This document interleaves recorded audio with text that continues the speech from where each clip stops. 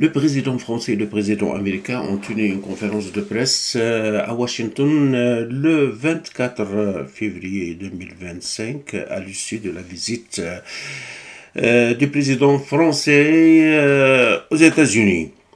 Il a été surtout question de l'Ukraine. Le président français avait insisté sur des garanties pour l'Europe et pour la sécurité de l'Ukraine en cas de signature d'un accord de paix durable avec le président Poutine. Il a répété plusieurs fois l'accord durable. Il n'a pas dit accord juste et durable. Le mot juste pourrait avoir une signification et un poids. Et son absence pourrait signifier que l'Ukraine pourrait éventuellement perdre une partie de son territoire, les territoires qui sont occupés par la Russie actuellement.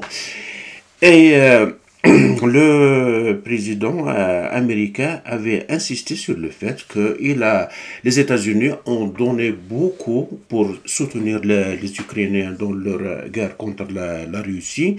Notamment, ils ont déboursé une somme de 350 milliards de dollars, si je me souviens bien, pour soutenir l'effort de guerre de l'Ukraine. Et il avait laissé entendre que ce n'est pas un don, mais une sorte de prêt que les Ukrainiens devraient rembourser une fois l'accord de paix signé. Ça sent la réponse du président Trump au président Zelensky qui cherchait à mettre dans la balance des négociations les terres rares. C'est-à-dire il avait laissé entendre qu'il pourrait donner une certaine priorité aux Américains pour pouvoir exploiter les terres rares dont l'Ukraine est riche. C'est peut-être une façon du président Trump de dire à Zelensky, payez d'abord les 350 milliards de dollars et adviendra qui pourra des terres rares. Ce qui attire l'attention aussi, c'est cette question qui a été posée au président Trump concernant les tarifs douaniers. Est-ce qu'ils vont être maintenus contre les Canadiens et contre les Mexicains?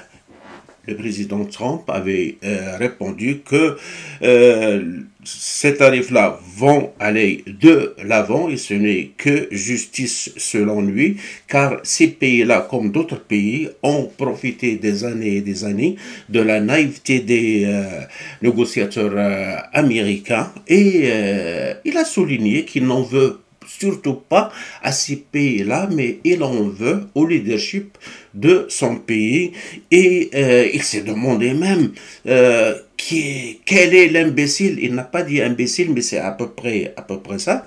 Quel est l'imbécile qui avait signé de tels accords? Alors une chaîne américaine qui avait commenté la conférence de presse avait sorti une vidéo ancienne montrant celui qui avait signé ces accords-là. Je vous laisse admirer une photo extraite de cette vidéo. Merci beaucoup d'avoir regardé cette vidéo-là jusqu'à la fin et à la prochaine.